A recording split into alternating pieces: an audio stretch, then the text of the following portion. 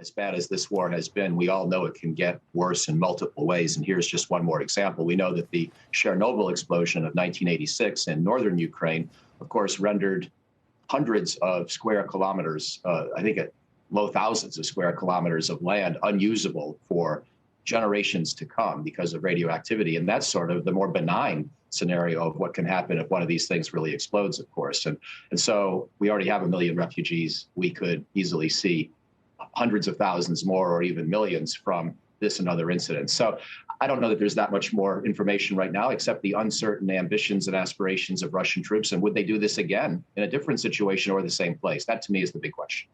Yeah, to me, the surprising situation is, OK, we think right now there has not been any radiation that's leaked. That's great news. But, you know, playing with a situation like this, tempting fate in such a way, maybe tells you more about Putin's mindset here and what he might be willing to do. How do we counter that? Right.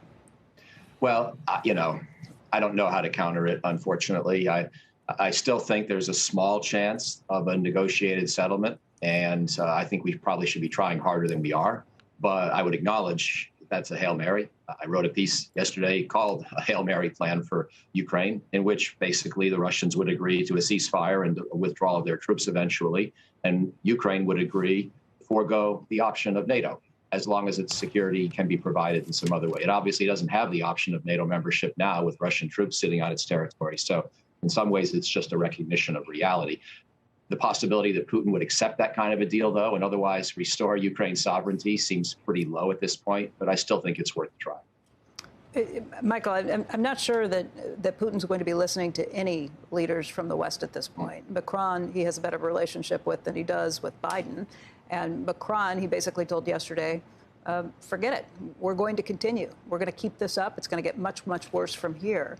Is there any hope in the idea that maybe China could step in and exert a little more pressure? Would they be willing to do that? Is it in their interest?